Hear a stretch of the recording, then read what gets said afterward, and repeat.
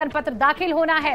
Candidate भी देखिए पहुंच चुके हैं और ऐसे में अब एक एक करके सभी अपना नामांकन पत्र यहां पर दाखिल कर देंगे। यानी कि बीजेपी के 8 उम्मीदवार राज्यसभा सांसद के तौर पर चुने जाएंगे। मौसम नजर आपको देखिए खड़े नजर आ रहे हैं तस्वीरों में स्वतंत्र देव सिंह और deputy CM Keshav Prasad Maurya, deputy CM Brajesh Pathak वो भी पहुंच चुके हैं, स्वतंत्र देव सिंह भी पहुंच चुके हैं, सीएम योगी आदित्यनाथ भी पहुंच चुके हैं। और देखिए कहा भी जा रहा था कि 12 से 12:30 बजे के बीच में सब कुछ फाइनल हो जाएगा, नामांकन जो है वो दाखिल हो जाएगा।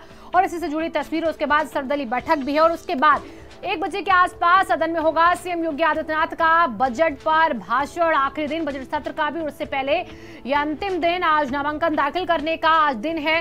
राज्यसभा सांसद के तौर पर यहां पर बीजेपी के 8 चेहरे जो हैं आज नामांकन पत्र अपना दाखिल कर रहे हैं।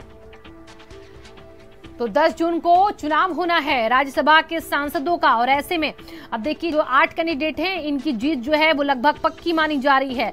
और देखिए डॉक्टर के लक्ष्मण जिनका कल ही नाम बीजेपी ने सामने रखा था, क्योंकि 2 जो नाम थे वो बीजेपी ने सामने नहीं रखे थे। 6 नामों की सूची सबसे पहले एक साथ यहाँ पर सामने रख दी गई थी, 2 नामों पर सस्पेंस था, लेकिन कल देर रात तक उन नामों पर से भी पर्दा उठ गया जिसमें के लक्ष्मण का नाम आया, मिथिलेश कुमार का नाम सामने आया है।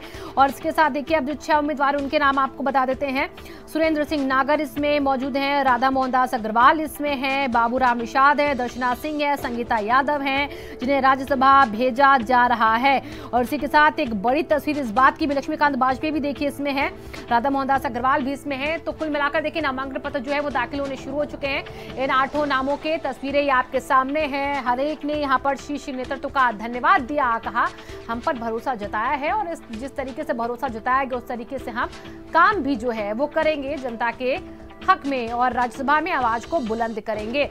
तो बीजेपी के 8 कैंडिडेट राज्यसभा के लिए सांसद के तौर पर नामित होते हुए और देखिए नामांकन जो है वो उनका यहाँ पर दाखिल हो रहा है। फिलहाल जब वोटिंग में उनको वोट मिलेंगे बीजेपी के कैंडिडेट, उनके सहयोगी दलों की तरफ से। इसी के साथ 8वीं सीट को लेकर भी कहा जा रहा है कि क्रॉस वोटिंग के जरिए जो है भारतीय जनता पार्टी जीत सकती, क्योंकि सपा ने फिलहाल अभी तक कोई अपना चौथा कैंडिडेट नहीं उतारा है।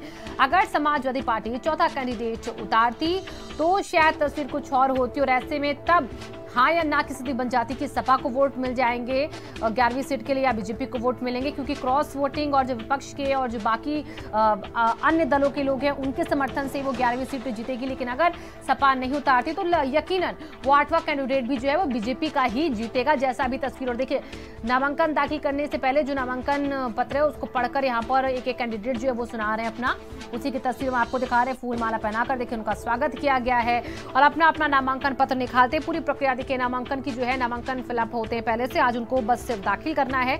वो तस्वीर देखिए आपके सामने, सीएम योगी आदित्यनाथ खुद देखिए अपने हाथ से नामांकन जो है वो सौंप रहे हैं एक कैंडिडेट का। यहाँ पर तस्वीरें ये आपके सामने और अब ये तस्वीर जो है वो आपको राज्यसभा में इन चेहरों की नजर आएगी 10 जून के बाद, क्योंकि 10 जून को वोटिंग होगी। उसके बाद ये 8 नए हम कह सकते हैं कि बीजेपी के राज्यसभा के सांसद होंगे जो कि अब राज्यसभा में भारतीय जनता पार्टी का मुद्दा उठाएंगे, क्योंकि अगर राज्यसभा में भी संख्या बल को बढ़ाना है तो बीजेपी को वहां पर एक एक करके अपने कैंडिडेट की संख्या बढ़ानी होगी, ताकि वो जो राज्यसभा में बिल पास होते हैं, जो लोकसभा में बहुत आसानी से पास हो जाते हैं, वो राज्यसभा में भी आसानी से पास हो जाए, यही कोशिश रहती है हर एक पार्टी की। लेकिन अभी कुछ मुश्किलें आती हैं भारतीय जनता पार्टी को, क्योंकि वहां पर बीजेपी जो है वो बहुमत के आंकड़े में नहीं है और बहुमत का आंकड़ा पार करने की कोशिश हर बार की जाती है, लेकिन इस बार भी सिर्फ 8 सदस्य अभी फिलहाल अभी पहुंच पा रहे हैं, यानी कि थोड़ी सी संख्या बढ़ेगी भी। इसी के साथ साथ जो राज्यसभा की स्थिति है, परिस्थिति, उसको देखते हुए वहां पर मुद्दों को रखा जाता है। बीजेपी के जितने ज्यादा सांसद होंगे, जितने ज्यादा कैंडिडेट होंगे, उनकी बातों का उतना वहां पर प्रभाव रहेगा। तो यही कोशिश अमूमन हर एक दल की भी रहती है कि उनके संख्या बल, उनके पक्ष में वोटिंग जो है राज्यसभा में ज्यादा हो, क्योंकि पहले निचले सदन में कोई भी बिल पास कराना होता है केंद्र सरकार को तो वहां पर होता है, उसके बाद उच्च सदन में जाता है वही बिल। तो उच्च सदन में सांसदों की संख्या बहुत निर्भर करती है किसी भी बिल को पास कराने के लिए। ऐसे में सत्ता पक्ष के लिए सबसे ज्यादा खास मायने हो जाता है संख्या बल, वहां पर उसके आंकड़े बहुत मायने हो जाते हैं, क्योंकि वहां पर जो दिक्कतें होती है उसे में बीजेपी को अपने वोटों, अपने कैंडिडेट के वोट के साथ साथ विपक्षी दलों के या फिर अन्य दलों के भी वोट की जो है वो दरकार होती है और इसीलिए संख्या बल का पूरा खेल होता है राज्यसभा में और संख्या बल को बढ़ाने की कोशिश हर बार पार्टी करती है। फिलहाल राज्यसभा में देखिए अब जो नए चेहरे हैं वो मौजूद होंगे। उत्तर प्रदेश से जो 11 सीटें उसमें से 8 तो हैं वो बीजेपी के ही होंगे और इसके साथ जो है 3 जो है समाजवादी पार्टी से होंगे। कपिल सिब्बल जो कि निर्दलीय है लेकिन सभा का समर्थन उनको यानी कि फुल तरीके से सपोर्ट समाजवादी पार्टी का इस बार मिल रहा है। और इसी के साथ साथ देखिए जावेद अली, उनको भी सपा ने अपने टिकट पर फिलहाल अभी राज्यसभा सांसद के लिए नामित कर दिया। और इसी के साथ देखिए अगर हम तीसरा नाम देखें तो आरएलडी और सपा के संयुक्त प्रत्याशी जयंत चौधरी, वो समाजवादी पार्टी के कैंडिडेट हैं, वो पहले अपना नामांकन पत्र जो है वो दाखिल कर चुके हैं। आज बारी जो है वो भारतीय जनता पार्टी के कैंडिडेट की थी, क्योंकि आज आखिरी दिन था और 1-2 दिन पहले बीजेपी ने अपने सारे पत्ते खोले कि कौन कौन से चेहरे जो हैं वो शामिल होंगे राज्यसभा के सांसदों की लिस्ट में। और उसके बाद एकाएक अचानक से सारे कैंडिडेट को बुला लिया एक ही दिन यहाँ पर नामांकन पत्र दाखिल करने के लिए। देखिए हर एक कैंडिडेट अपना अपना नामांकन पत्र जो है वो यहाँ पर दाखिल कर रहा है। लाइन से आपको देखिए खड़े नजर भी आ रहे हैं, जिनके गले में आपको ये फूलों की माला नजर आ रही है। ये वही चेहरे हैं भारतीय जनता पार्टी के जो राज्यसभा के सांसद के तौर पर आपको नजर आएंगे आने वाले दिनों में। 10 जून को वहां पर वोटिंग होनी और इन कैंडिडेट्स को चुना जाएगा राज्यसभा के सांसद के तौर पर। और यूपी के ये चेहरे, यूपी की 11 विधानसभा सीटों में से 8 चेहरे भारतीय जनता पार्टी के हैं। सीएम योगी आदित्यनाथ के करके देखिए सबका जो नामांकन पत्र है वो अपने हाथों से पकड़कर यहाँ पर जो अधिकारी उनको यहाँ पर सौंप रहे हैं। और यहीं पर थोड़ी देर बाद जो सर्वदलीय बैठक है उसमें भी सीएम योगी आदित्यनाथ आपको नजर आएंगे। तो फिलहाल लगभग प्रक्रिया जो है वो ये जारी है। सीएम योगी आदित्यनाथ साथ में मौजूद हैं और संख्या बल का पूरा खेल होगा 10 जून को, जब बीजेपी के विधायक, उनके सहयोगी दलों के विधायक अपने इन 8 कैंडिडेट को अपना एक वोट देंगे। और इसी के साथ प्रक्रिया तब पूरी हो जाएगी सांसदों के चयन की। सांसदों के नाम उनके आगे सांसद, राज्यसभा सांसद लग जाएगा उनके नाम के आगे। अभी फिलहाल वो नामित है, यानी कि सिर्फ उनका प्रस्ताव जो है आज वो दे दिया गया, उनका पत्र जो है वो दाखिल कर दिया गया, जिसमें ये पूरी डिटेल होती है कि हाँ वो नामांकन में अपना जो उम्मीदवारी का दावा है वो कर रहे हैं, वो राज्यसभा में जाने के लिए इच्छुक है। तमाम बातों का जिक्र होता है, वो नामांकन पत्र में फिलअप किया जाता है और उसके बाद जो है आगे का प्रोसेस वोटिंग में होता है। फिलहाल आज आपको एक बार फिर से याद दिला दें कि अंतिम दिन है नामांकन का और आज अंतिम दिन में बीजेपी के 8 चेहरे नामांकन पत्र अपना दाखिल कर रहे हैं।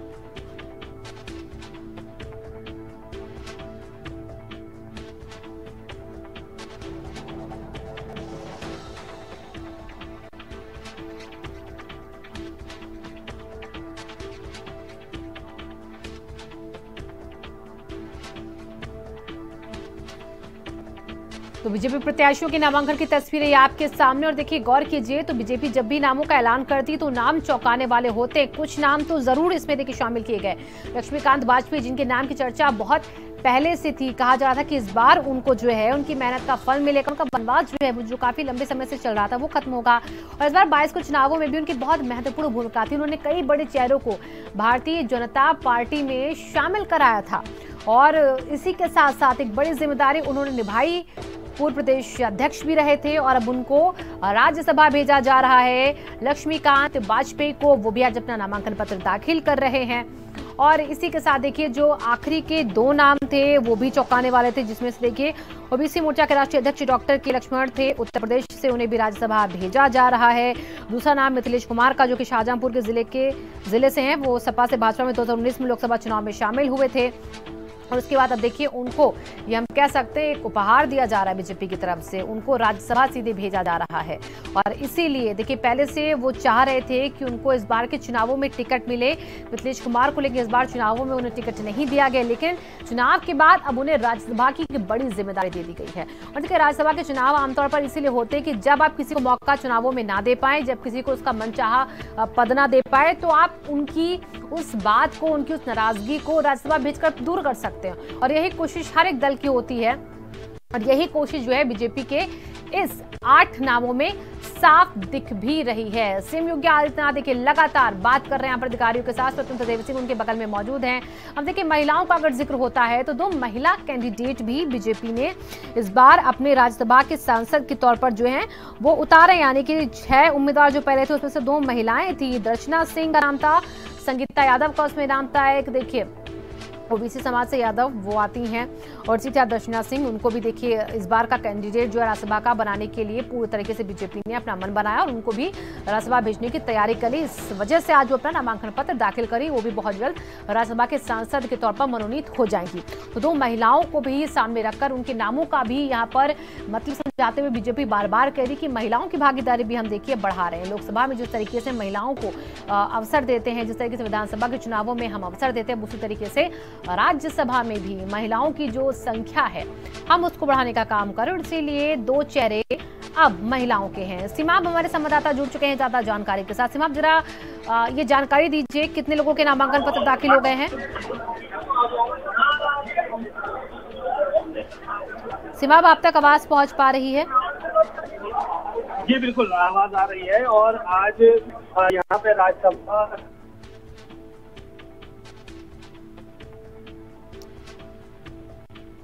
चलिए दोबारा जाते हैं पहले सीमाब के पास। सीमाब फिलहाल वहां पर देखिए मौजूद है जहां पर नामांकन पत्र दाखिल किया जा रहा है और कुछ तकनीकी खामियों की वजह से उनसे हमारा संपर्क नहीं हो पाया, लेकिन जैसे वो हमारे साथ जुड़ेंगे वहां की डिटेल देंगे कि कितने लोगों ने अभी तक नामांकन पत्र जो है वो दाखिल कर दिया, अभी कितना लंबा प्रोसेस और इसमें रहने वाला है। लेकिन बहुत फटाफट तरीके से नामांकन पत्र जो है वो अब देखिए सौंपे जाने लगे हैं। दोनों डिप्टी सीएम योगी आदित्यनाथ, स्वतंत्र देव सिंह और एक तरफ वो कैंडिडेट जो अपना नामांकन पत्र दाखिल कर रहे हैं वो भी आपको साथ में तस्वीरों में और कैमरे पर पोज देते हुए नजर आ रहे हैं।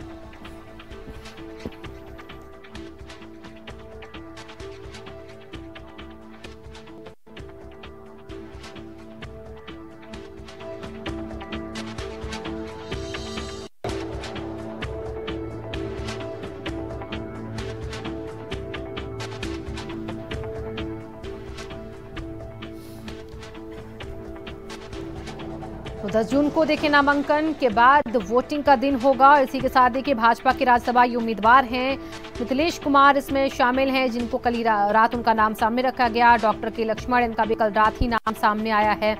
और इसी के साथ ये भी अब राज्यसभा उम्मीदवार के तौर पर नामांकन पत्र दाखिल कर रहे हैं। लक्ष्मीकांत वाजपेयी भी इसमें शामिल हैं, सुरेंद्र नगर भी इसमें शामिल है, राधा मोहन दास अग्रवाल भी इसमें शामिल हैं। और इसी के साथ संगीता यादव, दर्शना सिंह, ये जो महिला कैंडिडेट हैं ये भी अपना नामांकन पत्र देखिए दाखिल कर रही हैं। वो तस्वीरें भी हम आपको दिखा रहे हैं। बाबू निषाद भी इसमें शामिल हैं। तो कुल मिलाकर 8 कैंडिडेट जो हैं वो इस वक्त जो हैं वो अपना नामांकन पत्र दाखिल कर रहे हैं। नामांकन के दौरान स्वतंत्र देव सिंह भी मौजूद हैं। अब देखिए महिला उम्मीदवारों में दूसरी बारी अब दूसरी महिला प्रत्याशी के यहाँ पर है, दूसरी उम्मीदवार की है जो कि अपना नामांकन पत्र जो है वो दाखिल कर रही है। एक एक करके देखिए सब मीडिया वालों से बातचीत भी करेंगे लगातार। शीर्ष नेतृत्व को लेकर, उनके फैसले को लेकर लोग सराह भी रहे हैं। जो कैंडिडेट बने हैं वो खुश भी हैं इस बात से कि उनके ऊपर एक बड़ी जिम्मेदारी दी जा रही है, उन्हें एक अच्छा मौका मिल रहा है कि उच्च सदन में अपनी बात को, पार्टी की बात को, प्रदेश के लोगों की बात को वो रख सके। क्योंकि वहां पर भी विपक्ष के सामने जब सत्ता पक्ष होता है तो सवाल तमाम खड़े हो जाते हैं और वहां पर राज्यसभा में, उच्च सदन में भी बीजेपी को काफी मशक्कत करनी पड़ती है अपनी बातों पर सहमति किसी भी बिल को पास करवाने के लिए। तो मजबूती से जो अपनी बात को रख सके, मजबूती से जो वहां पर अपनी बातों को सामने रखकर विपक्ष को जवाब दे सके, ऐसे कैंडिडेट जो हैं वो उतारे जाते हैं राज्यसभा में ताकि वहां पर भी सत्ता पक्ष को कोई दिक्कत ना हो। उनकी बातों को, उनकी जो योजनाएं, उन तमाम चीजों को, उनके जो बिल आते हैं, उनके प्रस्ताव जो होते हैं, उन तमाम चीजों को बहुत आराम तरीके से वहां पर पास करवा सके, लोगों की सहमति बनवा सके अपनी बात को रखने की, जिसमें बहुत ही काबिलियत हो। तो ऐसे लोगों को चुना जाता है राज्यसभा के लिए आमतौर पर और इसीलिए बहुत सोच समझकर बीजेपी ने अपने कैंडिडेट जो हैं वो एक एक करके उतारे हैं। और देखिए इसी के साथ इसको 2024 के चुनावों से भी जोड़कर देखा जा रहा है, क्योंकि कहा जा रहा है कि राज्यसभा की जो तस्वीर होगी इसमें जो कैंडिडेट इस बार होंगे वो 24 की लड़ाई में अहम भूमिका निभाएंगे। आप अगर गौर करें तो लक्ष्मीकांत वाजपेयी 22 के चुनावों में बहुत अहम भूमिका निभाते रहे, कई बड़े चेहरों को उन्होंने पार्टी में शामिल कराया और जो यूपी से अलग अलग क्षेत्रों से आते हैं वो यूपी की बातों से, यूपी के लोगों की जो दिक्कतें उन तमाम चीज़ों से बखूबी वाकिफ होते हैं। तो क्षेत्रीय बातें उनको बहुत अच्छे से पता होती है, उत्तर प्रदेश में किस तरीके के हालात है, किस तरीके की उत्तर प्रदेश में काम हो रहे हैं सरकार की तरफ से, इन तमाम बातों को बखूबी समझते हैं क्षेत्रीय नेता और इसीलिए वो उच्च सदन जब जाते हैं तो वहां पर वो उस क्षेत्र के, उस प्रदेश की बातों को बहुत अच्छे से समझाने में कामयाब हो पाते हैं। तो इसीलिए ज्यादातर भरोसा जो किया जाता है वो जहां से कैंडिडेट, यानी कि अगर उत्तर प्रदेश से कैंडिडेट उतारे जाए तो ज्यादातर कोशिश पार्टियों की यही रहती है कि उत्तर प्रदेश से ही चेहरे जो हैं वो राज्यसभा भेजे जाए, ना कि कहीं और राज्य के चेहरों को उत्तर प्रदेश का कैंडिडेट बनाकर उतार दिया जाए। तो ऐसा बीजेपी फिलहाल करती नहीं दिखी है। बीजेपी बहुत अच्छे से जानती है कि अगर 24 में हमें सामने लड़ना है लड़ाई तो उसके लिए हमें उत्तर प्रदेश में सबसे ज्यादा फोकस करना होगा, क्योंकि उत्तर प्रदेश एक ऐसा राज्य है जहां पर 80 लोकसभा सीटें आती हैं और महत्वपूर्ण भूमिका होती है उत्तर प्रदेश की लोकसभा के चुनावों में भी, क्योंकि हर तीसरा सांसद जो है वो उत्तर प्रदेश से ही होता है और इसीलिए पूरा फोकस जो है पार्टी का वो उत्तर प्रदेश पर होता है। जब लोकसभा के चुनाव होते हैं, आपने खुद देखा पिछले कई दिनों से प्रधानमंत्री नरेंद्र मोदी भी लगातार उत्तर प्रदेश के दौरे करते हैं। लगातार जो बैठक है सीएम योगी आदित्यनाथ की दिल्ली तक रही है, चुनावों को लेकर लगातार समीक्षाएं होती रही हैं। प्रधानमंत्री नरेंद्र मोदी खुद कहते रहे हैं कि उत्तर प्रदेश में विकास की योजनाओं को बहुत सही तरीके से सरकार आगे बढ़ा रही है, लोगों के लिए काम कर रही है, सरकार की तारीफ करते रहे प्रधानमंत्री नरेंद्र मोदी, खुद ध्यान भी देते रहे। जहां पर खामियां होती हैं उनको वो बताते भी हैं, उनमें सुधार की बात भी कहते हैं और इसी के साथ जनता के साथ संवाद की बात भी कही जाती है। तो कुल मिलाकर उत्तर प्रदेश में पूरा फोकस केंद्र सरकार का भी और राज्य सरकार भी उसी फोकस को ध्यान में रखकर अपने कैंडिडेट जो है वो 24 के लिए उतार रही है, जो कि 24 को लड़ाई और मजबूत करे, क्योंकि जो कैंडिडेट उत्तर प्रदेश से जाएंगे वो अपनी बातों को बहुत मजबूती के साथ समझा सकते हैं। अभिषेक हमारे संवाददाता जुड़ चुके हैं ज्यादा जानकारी के साथ। अभिषेक, क्या जानकारी मिल रही है? लगभग सबके नामांकन पत्र दाखिल हो गए अब?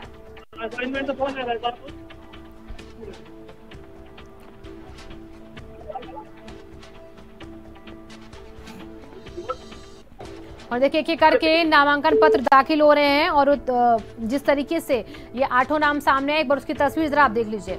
लक्ष्मीकांत वाजपेयी, संगीता यादव, राधा मोहन दास अग्रवाल कैंडिडेट इन्हें बना दिया गया है। अब राज्यसभा का उम्मीदवार इनको बना दिया गया है। सांसद के तौर पर ये लड़ेंगे चुनाव 10 जून को। सुरेंद्र नागर, बाबूराम निषाद, दर्शना सिंह, तो ये वो नाम हैं जो कि कैंडिडेट राज्यसभा के लिए तैयार हैं।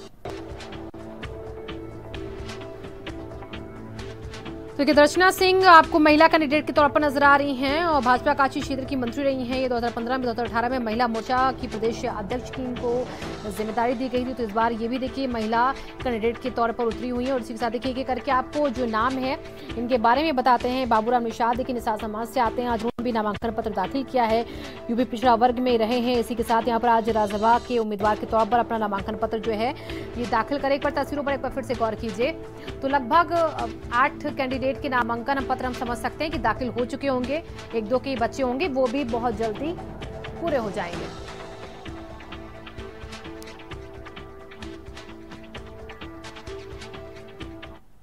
और सीधे शिमला को रुक करते हैं जहां पर प्रधानमंत्री नरेंद्र मोदी क्या कुछ कह रहे हैं।